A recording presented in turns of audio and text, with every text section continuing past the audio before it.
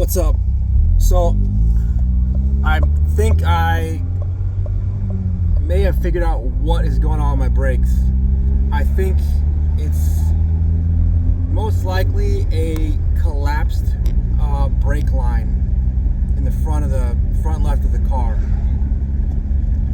I talked to the really nice guy that replaced the master cylinder and the brake booster on this car about a year or so ago.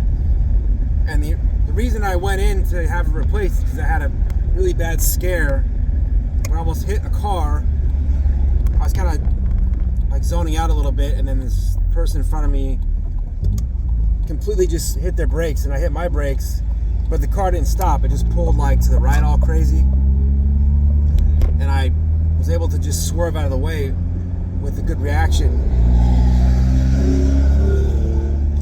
The 3-valve Mustang's mad. Only got 300 horses, dude.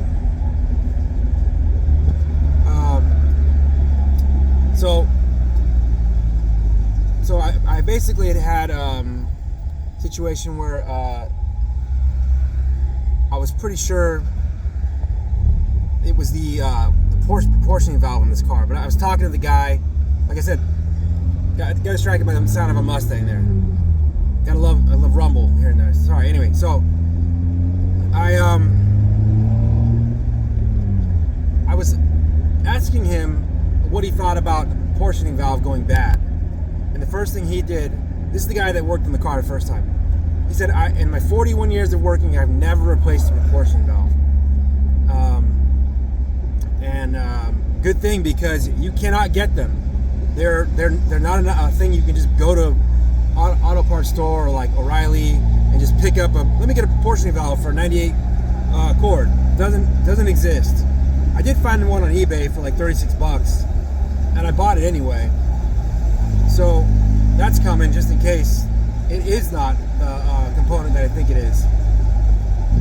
So I'm at the point where I ordered a set of brake lines. He actually told me he would do the brake lines and flush for 300 bucks, and I think that's a pretty good deal. You know, considering how much time it takes to just do this stuff on your own. I mean, I could do it. I'll swap out the brake lines and then get that part done. But yeah, like a lot of times you get a pinch brake line that you can't tell externally that it's messed up, because people that do poor jobs, do brake jobs or swap out your caliper, or they don't really, maybe they let the caliper hang at some point in the caliper's life. Never let the caliper hang, never pinch off a caliper, even with protected like vice grips. So I think that may be what happened somewhere along the line here. And what happens is, I think during emergency stopping, I get a rush of brake fluid going to the left front driver's side caliper, and it probably pushes inside the sleeve of the hose enough to where it creates a block. And I'm getting probably some pressure on the front because I could feel it gets warm. But what I'm probably experiencing is the pressure just stops at that blockage in the caliper line, the brake line, and it all goes to the passenger side front, which I can lock up when that happens. So that tells me that makes sense for one thing. And to back that up even further, if I gently apply the brakes and I get an anticipated stop, the car has all the power stopping that it should have, and then some. Keep in mind, I installed slotted rotors and EBC brake pads on the car recently, so it really bites. And that tells me that it's not the caliper, it's probably not the proportioning valve, because the proportioning valve also has 2 in and then 2 out. The 2 out go to front and rear. I think that's how it works. I believe that is how it works. I looked at the diagram. So I have a good reason to believe that this is actually my front 2 front two brake lines, and he was going to swap out all 4 of them for me, but he's pretty busy, and the parts are not hard to get, but there's a couple days out. So I believe that's the problem. If my car's totaled before then you know it. I didn't resolve it. But I'm driving carefully. The car, I know how to stop the car. It does happen only when it's an emergency situation, but I kind of been having keeping very vigilant driving, and then also giving plenty of room in front of me for everything. The car still brakes fine. The problem happens when it's like sudden, and when you're not on the lookout already, which I definitely am, knowing I've got a potential problem ahead of me anytime I drive this car. I'm just driving it around the neighborhood. But then I thought to myself, well, why not just upgrade the stainless steel brake line? So I've been looking at that, like $50-$60 from Stop Tech. So I'm gonna do the front stainless, and because that's where the stopping power is gonna be, and then the back, I think I'm gonna leave them alone for now until I absolutely need to get something handled. But to anyone out there that's having trouble with their car, and you're going like, damn dude, I don't know why the car pulls to the right or pulls to the left when I hit the brakes, that's most likely what's going on. If you can feel the car as you hit the brakes, it yanks to the right, you know, yeah, it could be a seized up caliper for sure. Good way to check that is you jack the car up on the front or the back, whatever's you think is the issue. Jack it up so that you have the wheels able to spin. Get back in the car. Make sure to put some jack stands on there, because you don't want the car to wobble on you and fall off the goddamn floor jack. You hit the brake pedal several times, a bunch of times. Come back out. Go to rotate the wheel. Rotate the wheel. If it feels, actually, before you pump the brakes, go out and feel the wheel. Rotate the wheel. It should spin pretty easily. You can hear some of the drag of the rotors, because they're pretty much always in some sort of connection with the rotor, the pads in the rotor. Give it a good spin. Go to both sides. Feel they both feel. Go back out in the car. Hit the brake pedal pretty firmly several times. Get back out the car. Rotate the wheels.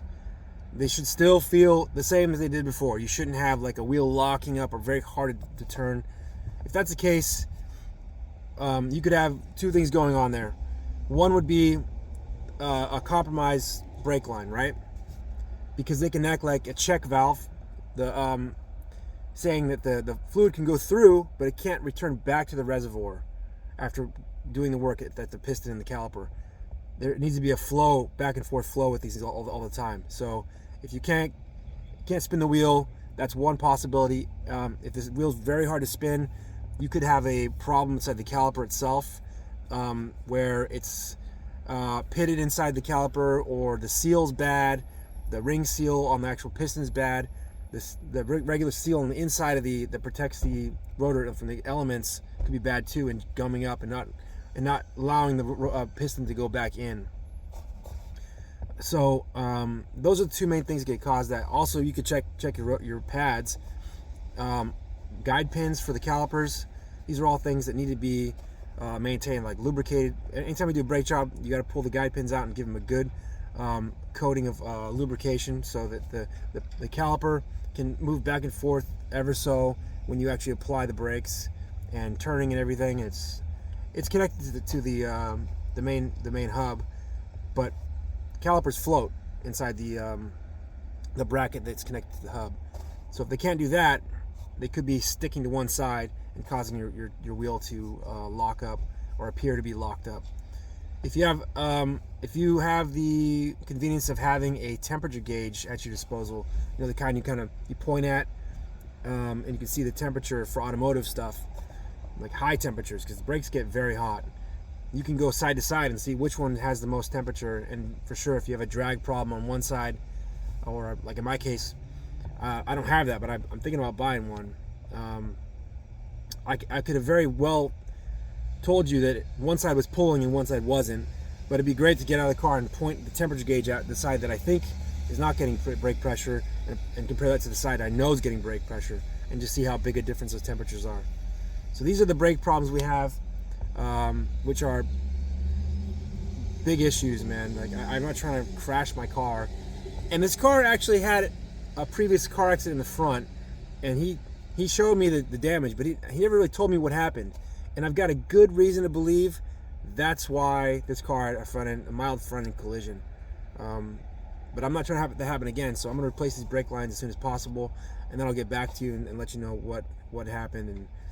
And hopefully I can duplicate or not duplicate the issue at hand here, which is the car losing control. But I've experienced it so many times now that I really know the criteria that needs to have these problems braking.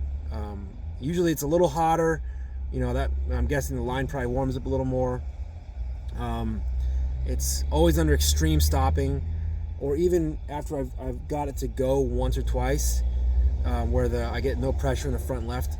I can easily duplicate it by just tapping the brake pedal kind of aggressively, and I immediately can feel the wheel pull on me like that, and I can get back at it and go, oh, okay, there it is. But if I gently go back on the brakes, again, gently letting that brake fluid through the line with my foot pressure, I can get normal braking. So this is just some observations I've had, and speaking to some other professionals regarding maintenance and issues with vehicles. Last note, the guy that did the repair of my brake booster master cylinder, super nice dude. He stayed on the phone with me for a while and discussed some ideas. And he goes, wait a minute, I had a truck back in the day. It had this exact same problem. I hit the brakes. Every once in a while I would just pull hard to the right, and it turned out to be the brake lines. And that's what opened up the idea of this issue. Not the brake lines themselves, the ones that are bent and pre-made for the vehicle. We're talking about the rubber ones that come out by each perch of the wheel. So they do go bad. People do shitty work, and they let the rotors just hang, or they'll pinch off the line and change caliper or something like that. And do not ever do that. Just do things the right way, and you don't put people at risk. Like these people have put me in risk with their shitty work, and who knows if I didn't have the ability to stop the car, what could happen? I don't want to face that. Even though I'm driving the car, but I get it. I'm taking care of it. Anyway, thanks for watching. If you have any more advice or opinions regarding these types of symptoms, feel free to leave a comment or something. All right, take care. Bye.